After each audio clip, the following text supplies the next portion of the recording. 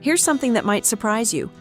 Those fluffy Huskies we see lounging in Miami and Phoenix aren't actually suffering.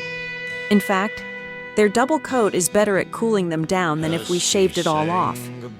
That's fascinating because it completely contradicts what most people assume about these Arctic dogs. The science behind their adaptation is remarkable. You know what's really interesting? Their coat actually works like a high-tech temperature regulation system. The outer layer reflects sunlight while the undercoat maintains this perfect air conditioning effect. So when people shave their Huskies thinking they're helping, oh my goodness, they're actually dismantling thousands of years of evolutionary engineering.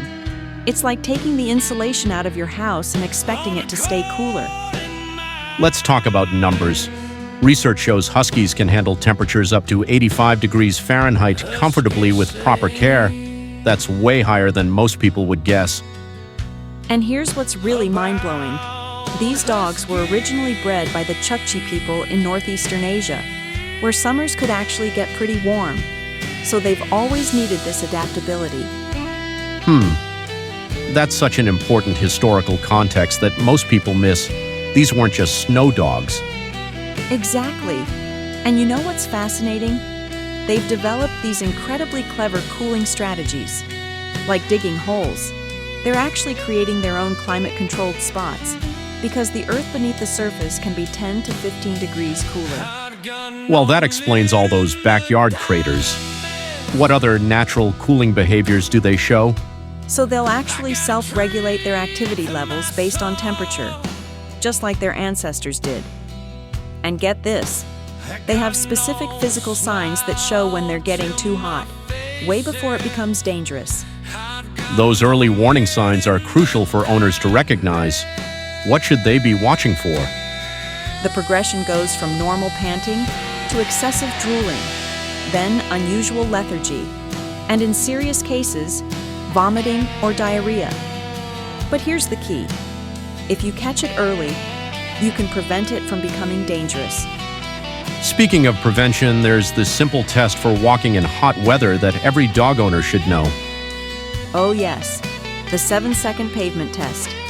Put the back of your hand on the ground for 7 seconds. If you can't keep it there comfortably, it's too hot for your dog's paws.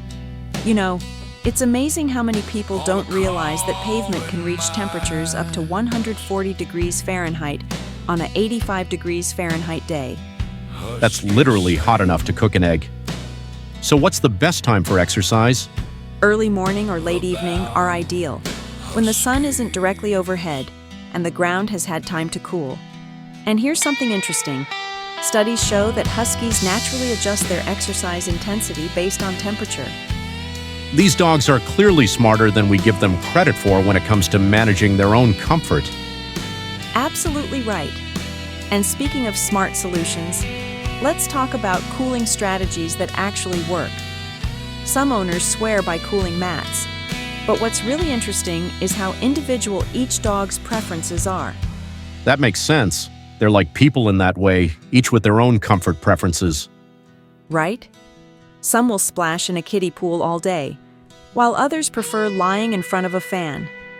The key is providing options and paying attention to what works for your specific dog.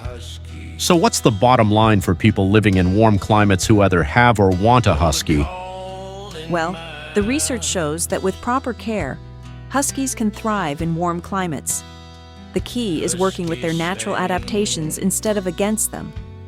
That means never shaving them, providing plenty of water and shade, and being smart about exercise timing. And understanding those early warning signs of heat stress seems crucial. Exactly. Because when you know what to watch for, you can prevent problems before they start. These dogs are incredibly resilient and adaptable. They just need owners who understand how to support their natural cooling systems. It really challenges the common perception that Huskies can only live in cold climates. And that's what makes this so fascinating. These dogs have evolved such sophisticated temperature regulation systems that they can adapt to a wide range of climates. We just need to stop working against their natural abilities and start working with them.